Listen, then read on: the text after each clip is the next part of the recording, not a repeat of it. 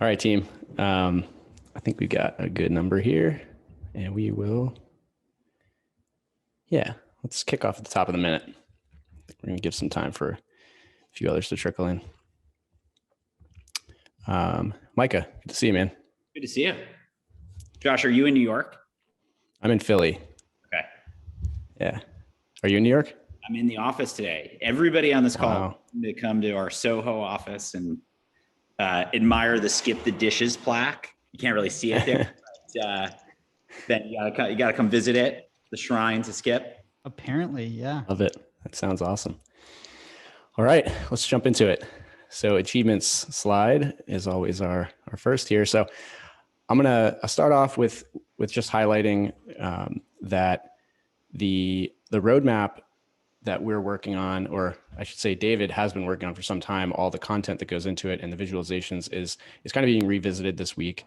There are a number of sort of secondary effects of a good roadmap. One is just getting everyone converged on what we're doing and why and when. And then the second is planning resources for it. So this project is underway right now. David's got some really awesome visuals in work. I think we're going to be distributing kind of bit by bit, getting people introduced to it, getting feedback, and then probably going out to the wider audience. I'll let David take it from there, but I'm very excited about this project and what it will sort of enable for team cohesion. Alan, Justin, John, multiple others, I think probably inside the group, have been cranking on these amazing chart improvements. I think this is like something I don't know anything about, to be honest with you, the intricacies of rendering inside an app, but all I know is that the sort of examples that I've been able to play with are a massive improvement in terms of beauty and interface. And so this interaction improvement and the rendering options that we get from it are going to unlock a huge number of downstream features for the product. So really awesome. Excited for that.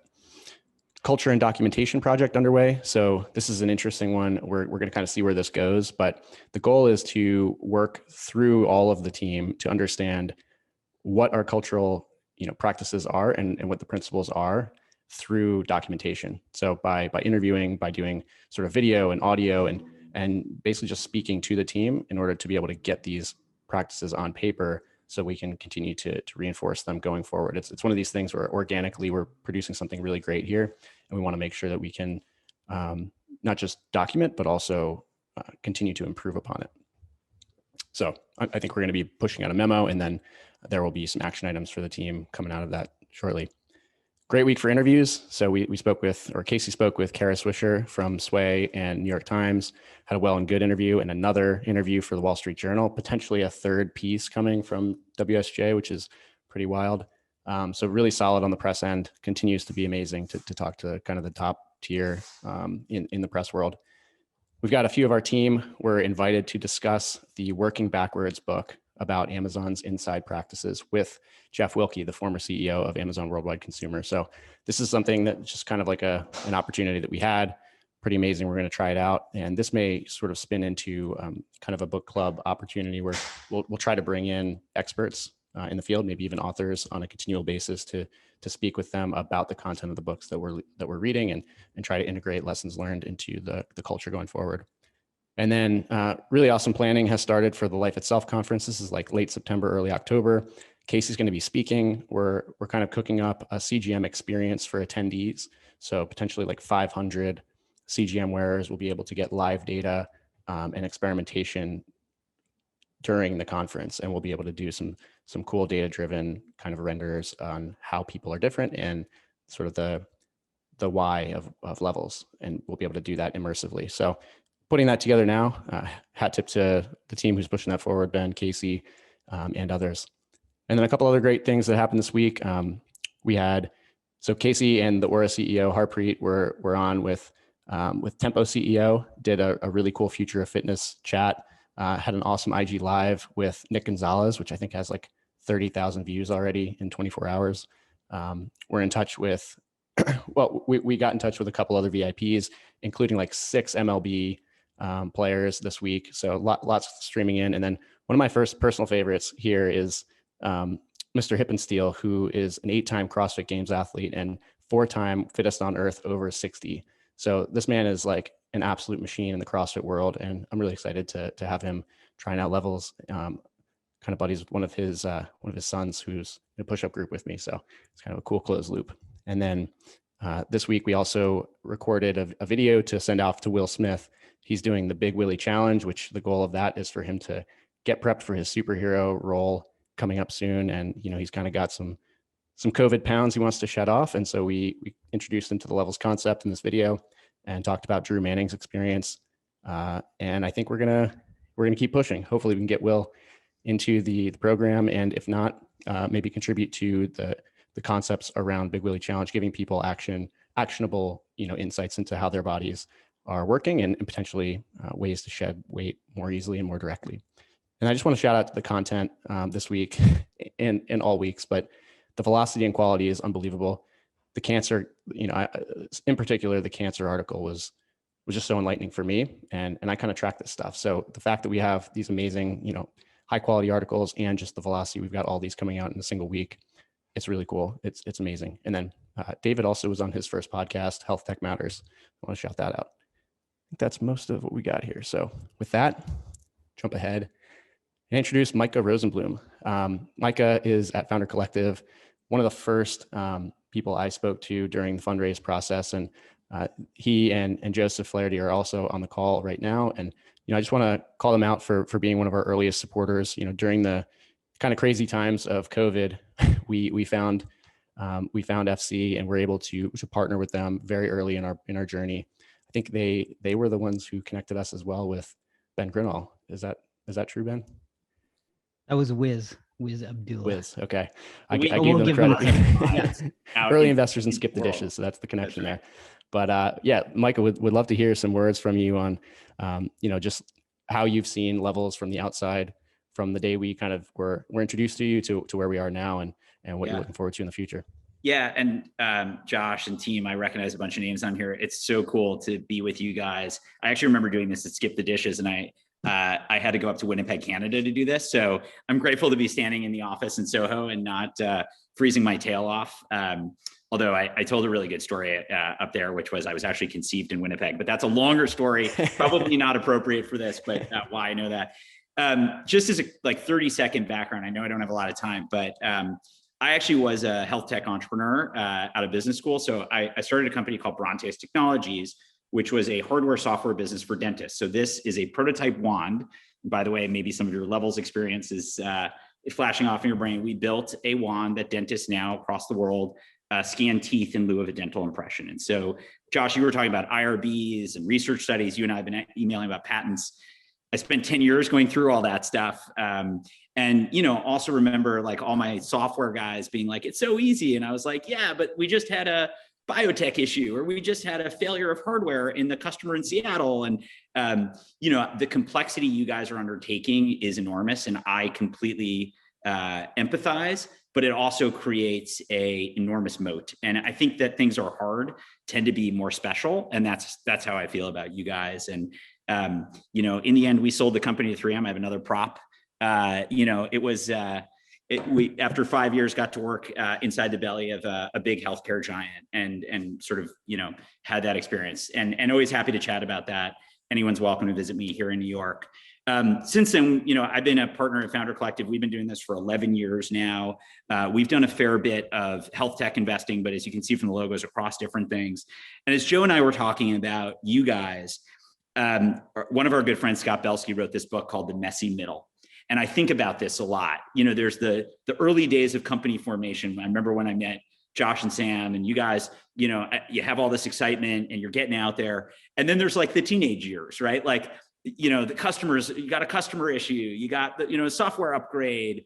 These are the days that that go ups and downs and is a bit of a grind. It actually is where companies are made. And when you strip away, the PR and the financing and people like me, and you just focus on getting through that messy middle and solving the substantive problems, that's where real value is created. And I encourage you to read the book. I'm happy to share a bunch of copies because I think it's quite interesting. I think the things that get you through the messy middle are things you're doing, a great culture. Even this dialogue the fact that you record it and send it to your investors. By the way, I've told other companies to start doing that. I recommend they do this. Like, you guys have innovated on culture, and I think that's really smart. The way Sam always has a document to share with me, it's given me more reading than I'm used to, but I think it's a special, I'm actually now seeing more companies do that. And so anyway, this is all just to say, I think you guys are in that time where it's enormously cross-functional. It's important that you guys all trust each other and help each other through the ups and downs. This is a multivariable challenge. And there's going to be a lot of competitors and a lot of noise, and people are going to raise money, and someone's going to complain on Twitter, and someone's going to say that, you know, that Micah is an idiot. I can't believe it. Like, you're going to get all that crap, and you got to like focus on building the company and solving the critical problems. And the last thing I would say is why I think this time, particularly for healthcare companies or these types of companies, is so important. I remember Joe and I were talking about this. PillPack was about 2 years in, and they got a cease and desist letter, or they got basically Express Scripts cut them off. This was the largest PBM. Basically, like, the majority of prescriptions were going through. And the management team really rose to the occasion. I'll never forget. So basically what they did, they said, look, we have all these customers who no longer can get their prescriptions. Like, imagine TruePill saying, like, we're out. Like, this was massive.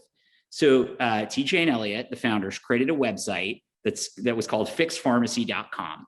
And they basically went out to the PR waves and said, this is what the PBMs, hey patients, hey customers, not just PillPack customers, this is how PBMs are treating you, and how they're monopolistic, and how, how much control they have.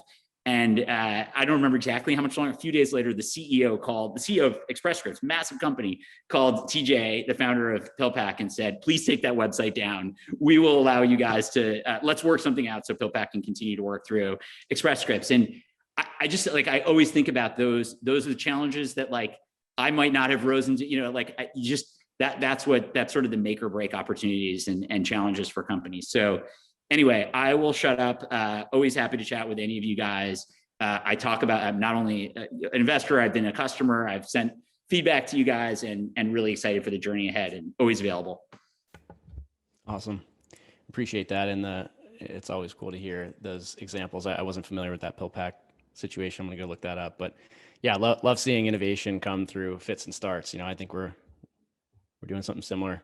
So thank you, Micah.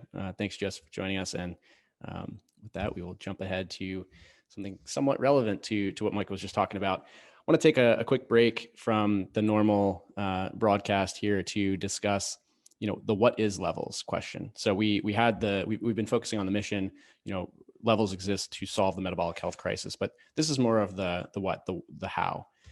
So to just summarize and get everyone kind of around a cohesive message, Levels is the world's first metabolic fitness company. So that's who we are. And then what we do is we build a biowearable that answers the question, what should I eat and why, with real-time feedback from my body. And that helps people understand, without having to get into the specifics of glucose and, personal variability and research and blood levels. It's opening up like the future roadmap for what we are going to build, which is well beyond CGM. But today, what we do is we help people understand the connection between the actions they're taking, the reactions their bodies experience. And this captures that in a single sentence. So I wanted to put that out there for people to just kind of think about, ingest, use when you're running into people and they ask, what do you do? This is a good way to be able to broadcast that in a concise pitch. So yeah, if people have questions on this stuff or recommendations for how to tighten the message, always open to this. This is something that will likely evolve. We'll add, future innovation and product roadmap that is going to probably evolve these statements. But today, I think this is a good way to capture that. Okay, over to David. Cool. Thanks, everyone.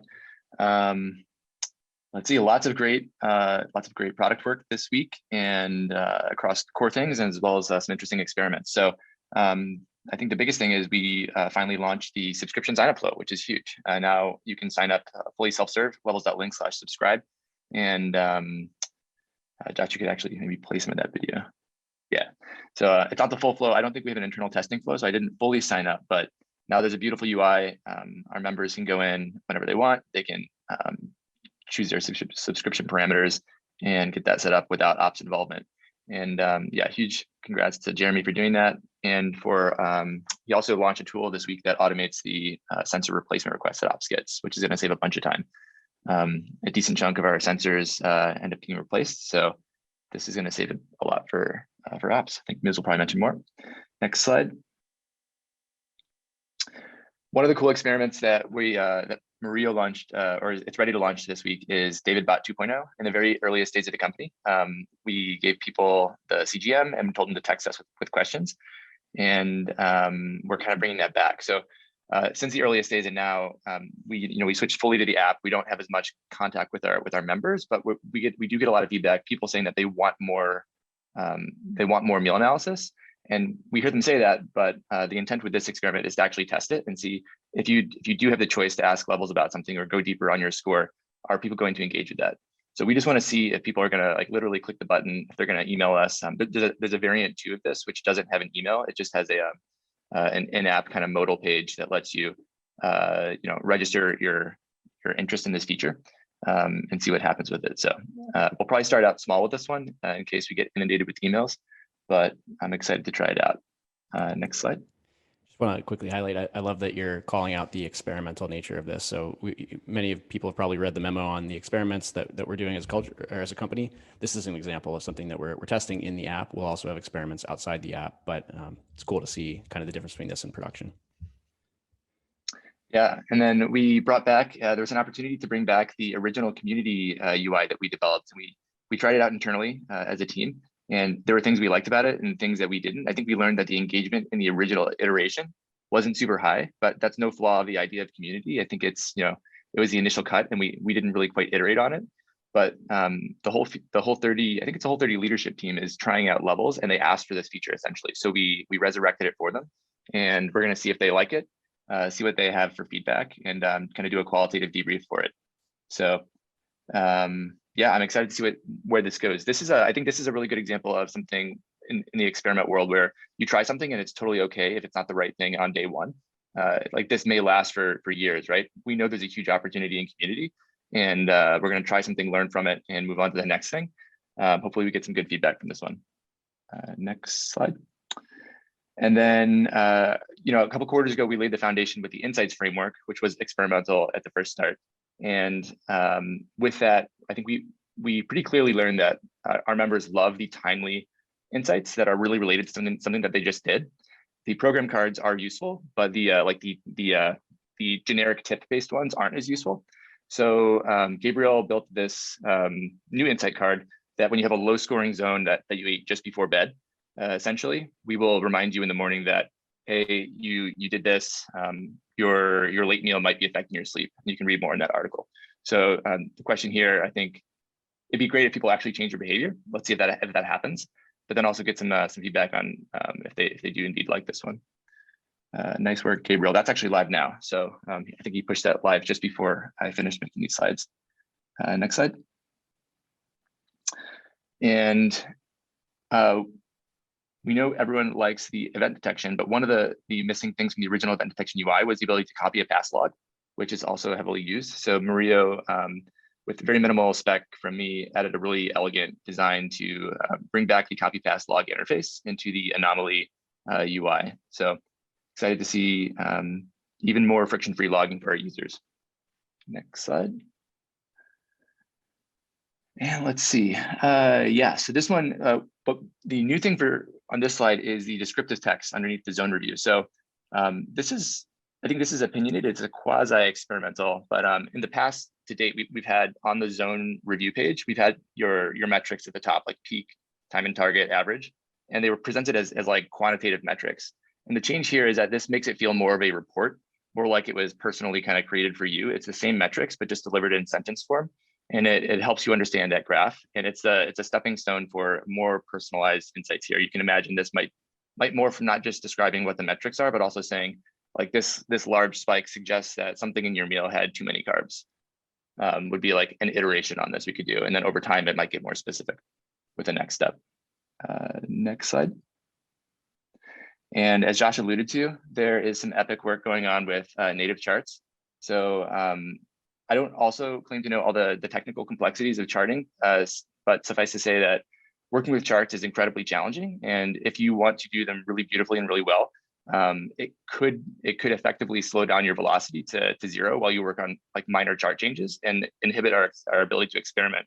So we sort of did an internal experiment of sorts to see if we could revisit this. After Alan came on, he had some new ideas for beautiful charts that we originally wanted to do when we first started the company, but it was, it was gonna be too hard given the technical limitations and the time we wanted to devote to it. So we carved out a short period of time to see if we could do this. And John and Justin really delivered quite exceptionally on finding a new elegant technical way to do this that if it works out at the end of this test, it'll actually speed up our velocity. And it also so far has been substantially improving the performance of charts on Android, which is a known super laggy experience. So I'll just walk you through a couple of those concepts in the next slide. This is what Alan presented, I think, last week. So he made a demo on the left in D3, I think in JavaScript, to kind of serve as the inspiration for where we wanted to go. And John whipped up a quick in-app prototype of it. And then next slide. And then Justin's been working on implementing all the finer details. So these are actual screenshots that I took from my data from the app. And you can see, it's as opposed to what we have in the app now, these beautiful gradients that just naturally flow with no break from white to red. The line is super smooth. That interpolation is very nice. The tick marks are custom. You can like change them. Subtle details, but very put together. And if we want to be a consumer app that scales up to 800 million people or something like that, like these things matter, and that delight and the intangibles here are going to be really helpful. Next slide. And just a quick demo here. So the old chart, the new chart. So you can see as you're scrubbing that text label will be like pinned to the side, which is custom. Justin got it set up to have the selected value change color. There's so many more things we can try now that this offers more flexibility. We're tapping to zoom, things like that. Next slide. And one other experiment I wanted to call out, and this kind of cuts across the whole company. There's been this idea that kind of like over the course of the company, kind of bubbling up from time to time, and recently from different angles, this idea where we have so many people testing out their personal responses, but what does that look like in aggregate? And how do we differ? How do I compare to other people? What foods sort of like jump out on the top and the bottom? Gabriel had a Slack thread where we put together some of the best and worst logs based on string matches, and JM put together a really cool dashboard where you can search for strings and see the average zone score for different foods.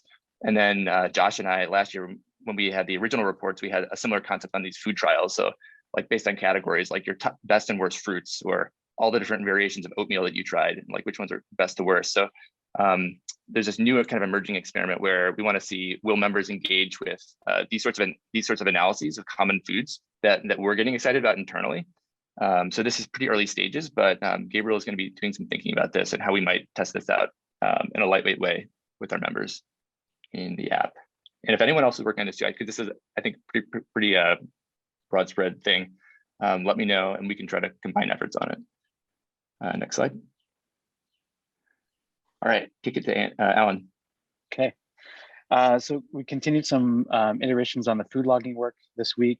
I think we're getting really close to retaining some of the smoothing the experience, but ensuring that we keep a really low friction food logging experience. We know a lot of people love it. So some changes on the left, we're going to go back to starting with the camera, but we're going to add the camera roll as an option to scan through the bottom for people who are retroactively logging. We'll have some nice autocomplete and search features in the actual text completion there. And I think the last slide is meant to just indicate, or images meant to indicate lots of potential room for other, like macros and other metadata in the future. Next slide. Looking at accessibility. So, I'm trying to get a little bit of a better grasp of like where are the pain points in the experience right now. And I think this was prompted by some discussion yesterday with Justin, and something that I've been kind of looking at since we first started, but just dealing with things like contrast issues. On the left, we've got a revised color palette that I worked on yesterday. On the right, we've got a representation of what it would look like with the most common form of color blindness. And so we're going to go through the bit of the app, and you're going to start seeing colors change, contrast probably pick up a little bit, just to make sure that we're meeting our users where they are. Next slide.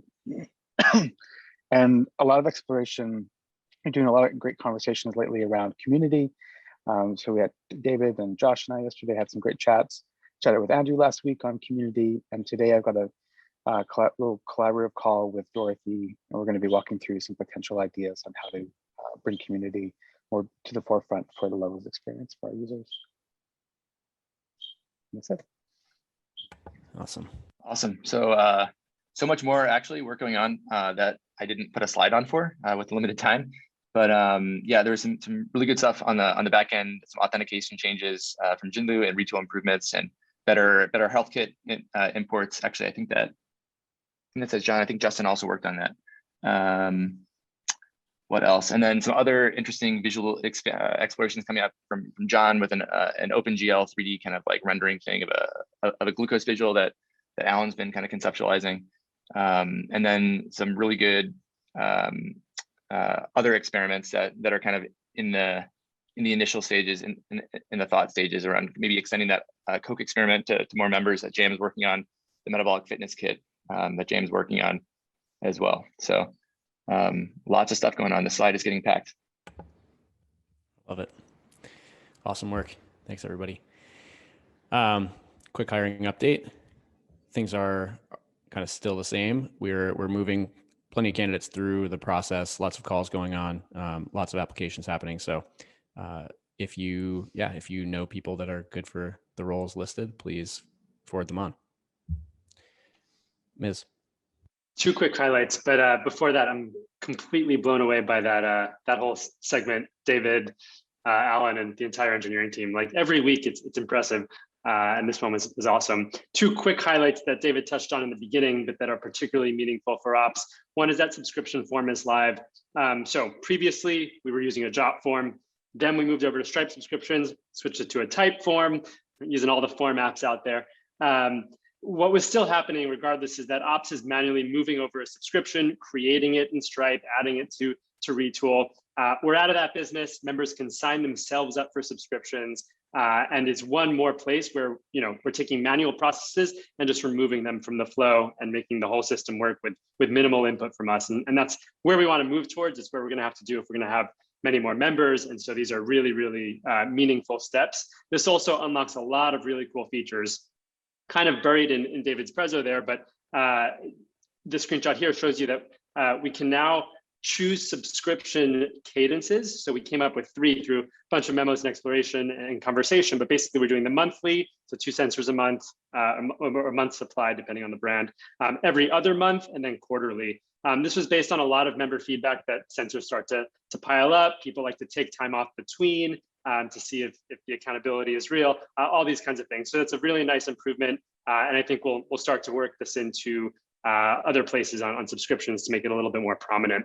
The other big update that Jeremy got out this week on behalf of us was the replacements flow through Retool. So previously when we needed to fill replacements, we're going into the TruePill fulfillment app, manually moving over a patient's information, address, shipping address. We're accessing a lot of patient data. We're seeing prescriptions.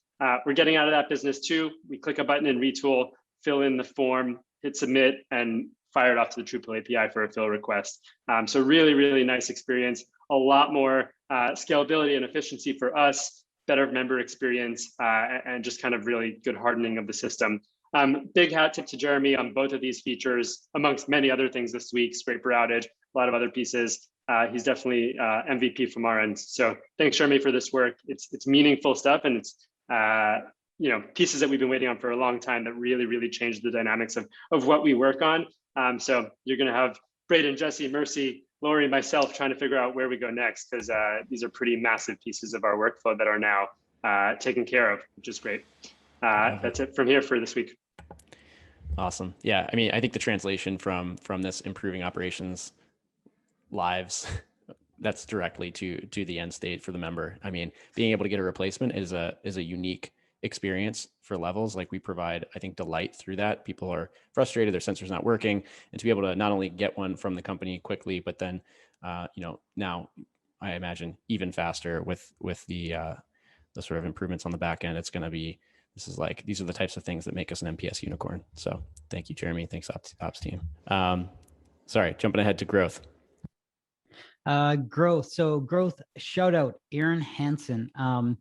Aaron manages basically everything related to Wearable Challenge, and Wearable is what we're piggybacking the getting started cohort on, all of their infrastructure. So intuitively, we thought this is pretty straightforward. You send out a couple emails and there you go. You just have this community come together.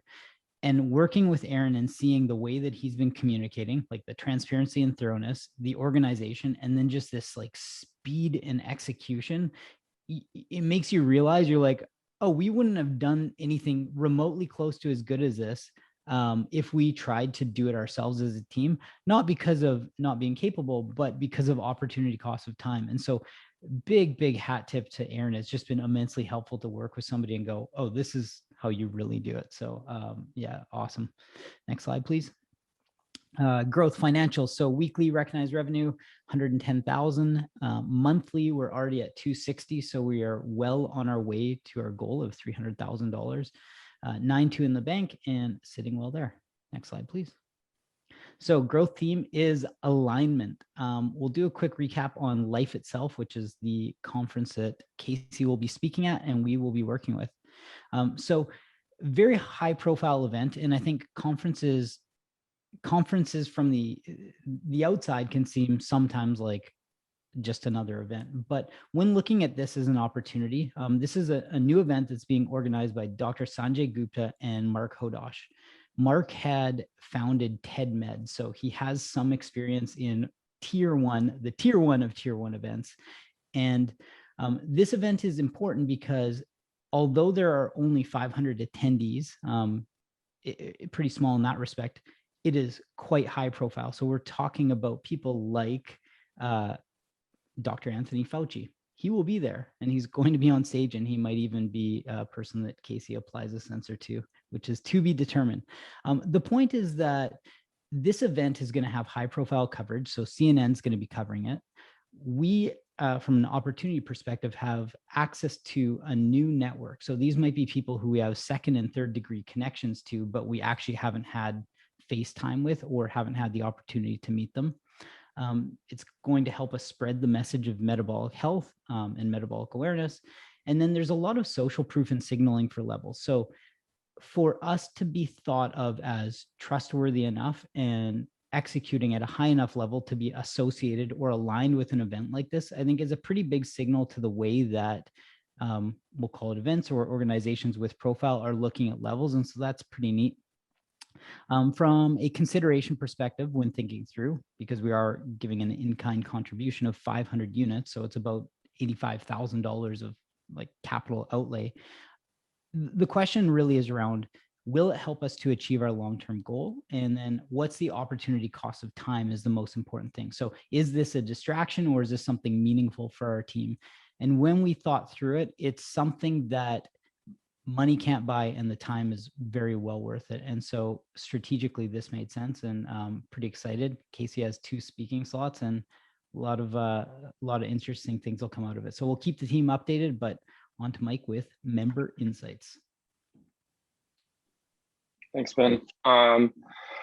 So we put together a document that outlines like how we've thought about and our approach for feedback calls going forward, which I'll distribute to the team later with some call notes, but just wanted to give a high level overview. So in the doc, it talks about the process from start to finish. So how and why we choose people to talk to, ultimately through, thanking and closing the loop with our members. And then another big thing discussed in this document is the need and how we plan to increase visibility, actionability, and improve the ability to track the feedback and action them as they come in.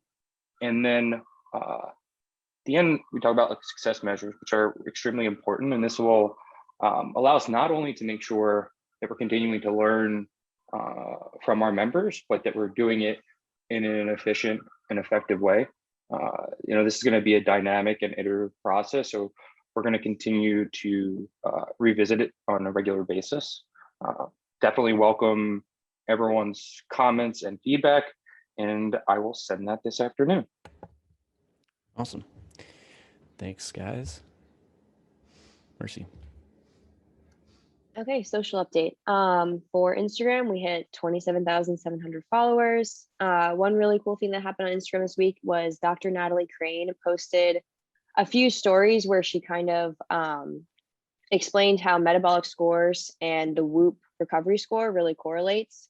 We had a lot of positive feedback from them because it really showed our followers and also members that follow us on Instagram the impact of how if you're eating poorly, it can then affect you the following day with your recovery score, how you sleep, and honestly, even days after that, maybe the following day as well. And it really shows how your body recovery and your function, like how your body functions, really is impacted by your metabolic score. So that was really interesting. Casey did another Instagram live with Nick Gonzalez, and this time it was a Q&A. That is saved to Nick's page, and I believe it's also saved in our tag post. So if you weren't able to catch it, I would definitely recommend watching that. And then Twitter, we just had a lot of enthusiasm. We're just about at 14,000 followers. I think we have like 3 till we're at 14,000. So that's exciting to hit that number. That's it for social. Cool. Thank you. Real quick, Gabriel's feature is going to do really well with that. I think that same Dr. Natalie post there in the middle, like that's exactly what we're launching this week. Awesome. It's going to be, I think it'll be a big hit then because really had a lot of positive feedback via DM and comments in that one. Nice. Awesome. Tom. All right, weekly partnerships updates. Again, shout out to David for doing his first podcast. It's not easy to be put in the hot seat in that type of interview format when you haven't done it before. So we appreciate him jumping in. We are slowly getting more team members involved beyond Josh and Casey in the podcast circuit, starting with Sam and David, and then eventually we'll get Andrew in the mix and others as well. So in addition to building awareness around metabolic health and biowearables and CGM, we're also just looking to spread the word on how we're building the company itself, the culture, our philosophies around product engineering, growth. And probably the most direct, concrete value of this effort is just continuing to attract world-class talent to the team. New content, we touched on most of this. I'll call it the Ali Spagnola video. She did one on cold exposure and metabolic health. She told us that the video is performing like 260% better than all of her other typical videos. So that's important for us to note. And then, yeah, as always, some fun VIPs across Hollywood, fitness, professional sports. Next slide. Okay, so Spotlight this week, upcoming podcast promotions. This should sound familiar, but I wanted to give some context around how we're currently thinking about promotions right now, notably because we're going to see a few more of them in the next few weeks pop up from familiar names like Bulletproof, Ben Greenfield, Kelly LeVesque. As a reminder, we had paused promotions for a bit as we shored up our operations and engineering infrastructure in March and April a bit, but we've now resumed them. But again, if we're not in growth mode right now, why are we spending money on podcast advertising and partner promotions? And a few reasons. One, awareness, just to increase awareness levels and educate the world on what is really a brand new consumer category. It's worth noting that, over the last few months, it's become kind of clear that our activity in the podcast channel is correlating directly to rate of waitlist signups as well as website traffic. So we just want to keep up the momentum on that front. Number 2, partnerships. We mentioned this before, but there are really a finite number of top tier partners in the podcast and content creator space. And so we need to lock them down and then keep them happy. Otherwise, it's honestly realistic that a competitor would step in. And then lastly, revenue long-term, we're going to ramp up advertising in this space. And this is ultimately going to be a significant source of revenue once we get to growth. In the meantime, focus on those top 2 things. That's it.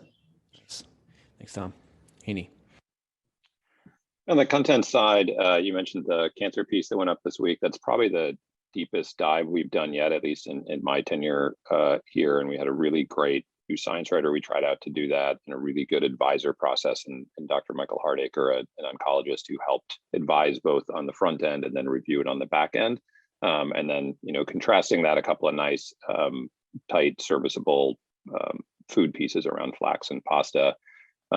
This week, we've really been focusing on working a lot with Casey on building out our expert network, finding more folks in the kind of largely in Casey's network and others, people we know who can help us review posts, who can help advise on the front end. So again, just keeping up that quality talking about doing some podcasts for our channel around content and how we do what we do, how you did it before I came on and how we've kind of moving it forward since. And then some movement forward with reactive and a little bit internally on the site redesign. Some of the pieces that are coming up, I feel like this week I sort of turned my gaze inward and worked a lot on levels focused pieces, both everyone on content pieces with John and with Ben, but also pieces around some of that data that Gabe and JM pulled out about our worst performing foods. We've got a nice article, I think, coming together on that, where we're going to not only list the foods, but also then give swaps to say, okay, we see that donuts don't perform well, but here's how you can make baked goods perform better by swapping these kinds of foods. We're right up around the Coke experiment. And then we've got a good partner piece coming up from Biosense. I just want to call out one stat this week, not the full stats, but just for fun, I looked at the traffic so far in 2021 from January 1st to today or to yesterday, May 13th, and then compared it to last year. Which I thought was just sort of an interesting thing. So last year at this point, we had 11,000 users on the site in that time period. And this year it was 388,000. So even as I watched the kind of weekly move up and down, it was really fun to just see like, oh, we are still very much growing and adding lots of folks and getting eyeballs on the content. So that was kind of cool. That's it for me. Awesome. This has been quite a year. No doubt about that. All right. Great updates, team. 10 seconds each on something we're excited about. I think a number of us are out today, so I expect this will move somewhat quickly. Mercy, go ahead and kick off. Professionally, subscriptions and auto replacements, that is huge. Thank you, Jeremy, for all the work. The whole ops team really appreciates that. Personally, the weather is finally kind of nice again. It was really cold this past week, and now it's like in the 70s, so gonna just hang out and do nothing this weekend. Nice. Sam. I'd say the thing I'm most excited about is just the pipeline of really excellent candidates that we have. I'm still talking to a lot of engineers, and we're talking to some really excellent people. Great. Justin. Levels wise, all the experiments that we're trying out is really cool, and it's crazy that we're trying those all out at the same time. And then Love, Death, and Robots Season 2 just came out, I guess, today. So I'm going to check that out. It's a really cool animation series on Netflix. Very cool. Personally, I had a great time hanging out with David the past few days up in New Hampshire, the land of liberty. It was fun, and it's 2 weeks in a row that I've hung out with Levels people, which is a first for sure. Mike. Yeah, I definitely would say the product improvements, especially around charting, pretty amazing. And then definitely content. Cancer piece was really awesome. And then, we also have the other pieces like the food swaps that I think are just extremely helpful. I know to me, and I'm sure to our members and the people that do read the blog. So yeah, personally, just excited for better weather and more freedom, and hopefully seeing more people. Love it. I think Andrew's out as well. So Haney.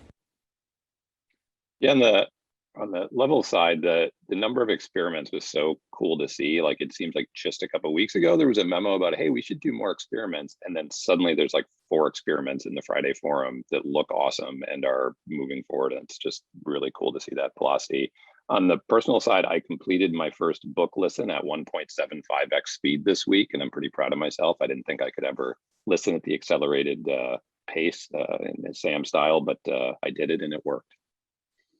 My fiance is angry with me because I now can no longer listen to conversational like TV shows at 1x speed because I only listen at 2x. Gabriel. Yeah, so levels wise, really excited about the new charting stuff. It's super exciting to see. Personally, I've got some hiking planned this weekend, which I'm looking forward to. So yeah, looking forward to some outdoor time. Awesome. John. Yeah, levels related. The charts exploration is great. Amazing progress there. And personally, I will participate in a new tennis tournament this weekend. I ranked second place last time, so let's see if I can get the championship this time. Remind me not to compete with you in tennis at the in any sort of form. Alan. Hey, well, I'm obviously super excited about the charts. Big chart fan over here, so love to see progress there. On the personal side, we had a bit of a COVID scare the last week or so. Kids were sick, but just got negative test back yesterday, so we're in the clear. So happy about that. Nice. Dom. Yeah, moving forward with the Allison Hall level study. Got blood samples I'm sending to ZRT Lab for the pre-pilot study on that. Also sorting through a lot of great opportunities, a lot of podcasts. Tom sent some my way. Looking forward to that. There's a Netflix documentary that I'm following up on, a filmmaker, very interested in metabolic therapies and CGM, so excited about that. Amazing. I think Shinlu's out, so Tom. I got 3 text messages this week from random people, like seeing Levels or the Levels app in the wild. About an hour ago, I got a Levels hat text in the wild. Turns out my friend was just with, coincidentally, Justin Maris, so I'm not sure if that counts. My world just might be really small. And then personally, my best friend just got here from Nairobi, Kenya. So really excited to hang out with him. Very cool. Casey. Oh, I've got to go with just content stuff and especially that year-over-year growth and yeah, just being blown away every single day by what Haney gets accomplished and getting to work with him. It's awesome and inspires me always. And personally, I'm flying late tonight up to Portland, Oregon, which I realize I have a house there that's been on the market for 5 months. And I have not been there since December 20th. So it's been like 5 months since I've been home. Kind of everywhere feels like home now, but I'm really excited to like see my condo and like just see a couple of friends next week and, you know, maybe do a hike this weekend. So yeah. That's pretty crazy. Enjoy. Ben. Super stoked on subscription. So all the work Jeremy has been doing with getting the cadence over the line, that's super important. Stoked on all the product velocity and experiments too. It's crazy to see all that stuff, but hat tip to everybody. And personally, it's been very nice outside. It's like 75 this whole week. And now I can sit on my patio and work outside. It's pretty good. So pumped. Nice. Ms. Yeah. I'll round us out at the end. I think it's always interesting coming to these forums. The week can get tough. There's like so many priorities. You feel like there's a lot going on, and then just get like totally inspired every Friday morning by this call. I think particularly Micah's piece on culture and the messy middle, and then seeing what we're actually doing around culture isn't just talk. And so it's kind of a dream to work at a company that cares about this stuff with people that care. So that's awesome and exciting. And then on the personal side, I'm working from New York for the next 2 weeks, visiting family, seeing friends I haven't seen in way too long. So looking forward to that. Awesome. Lori, I think I might have jumped over you, so I'm going to come back. Yeah, I'm also absolutely loving the subscription and replacement automation. That's going to be wonderful. Thank you, Jeremy. I feel like I've given you some faces over the last year. But this is exciting. And today's my birthday, so I'm going to my daughter's. I've got a date night. It's just going to be a really good day. Very excited. Happy birthday, Lori. Happy birthday, Lori. Happy birthday, Lori.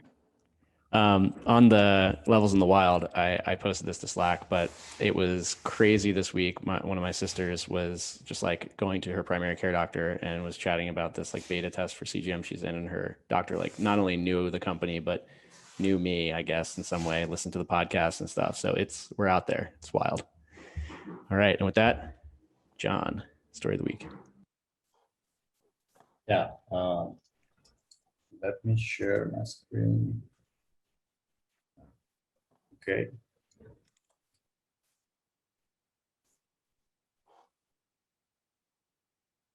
So for today, I'm feeling some responsibility as a Colombian. I want to spread the word about what's going on in my country. These are the normal Colombian problems with drugs and inequality all over the place.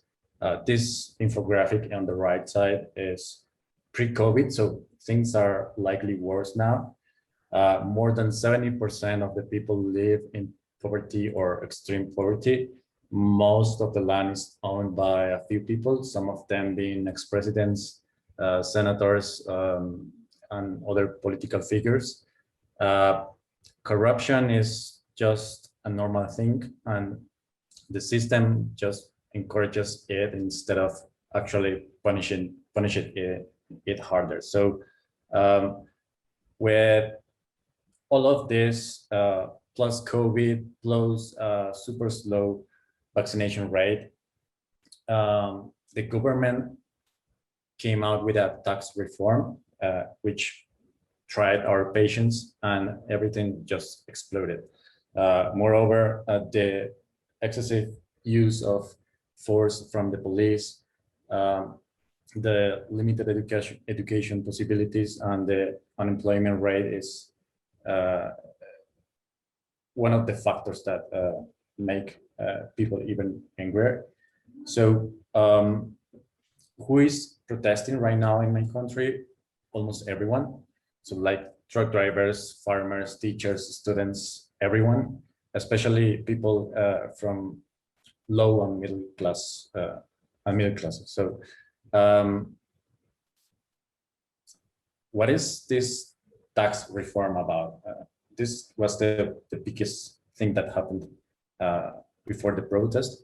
So the government tried to raise almost $7 billion to correct economic imbalance because of COVID. And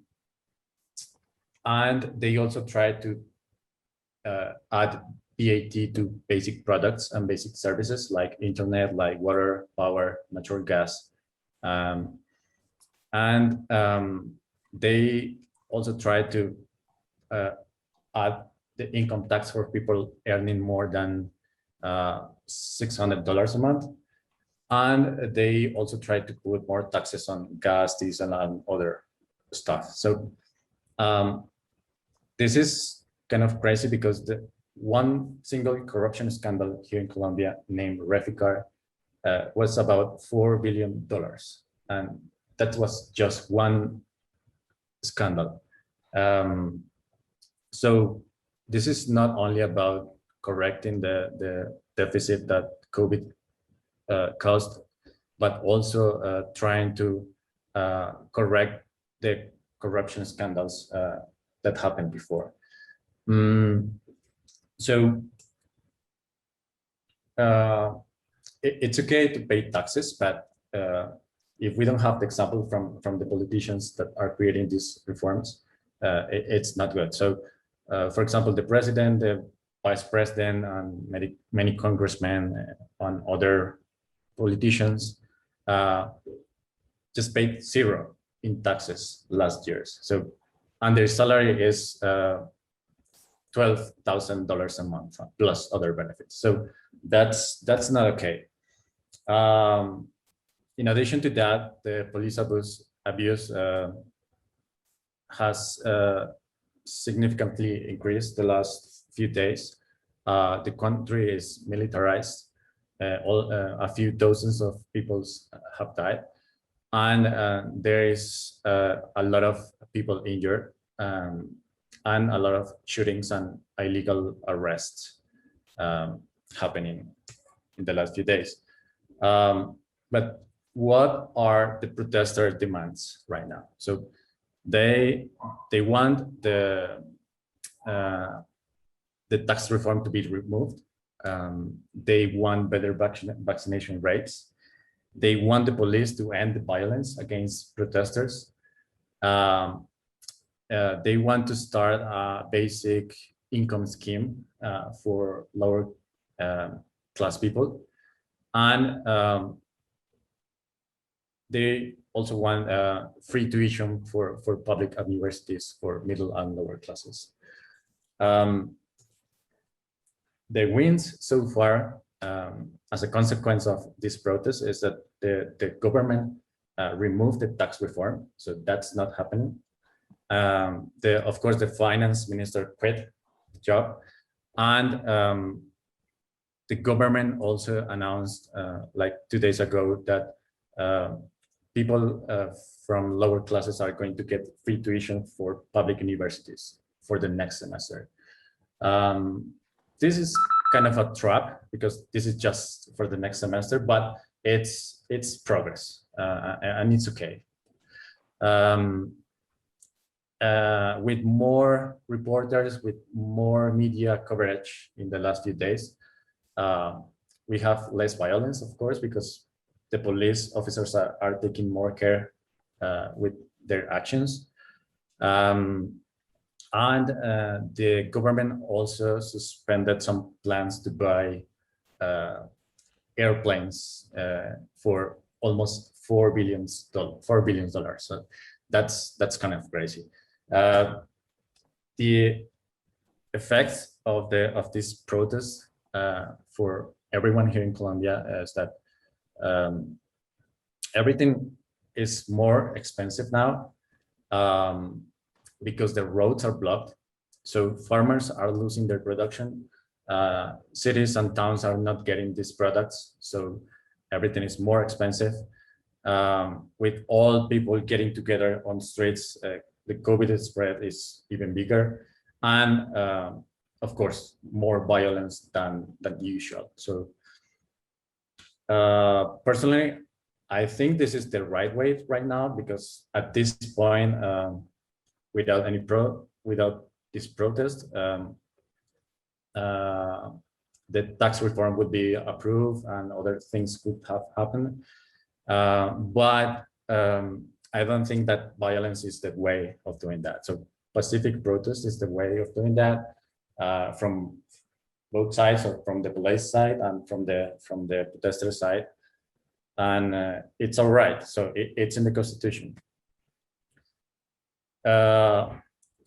So some possible alternatives for raising money for our country could be, for example, marijuana legalization, like it has happened in other countries, like in the US. Stop fighting the drug trafficking, because we have been in this war for almost 30 years and we lost.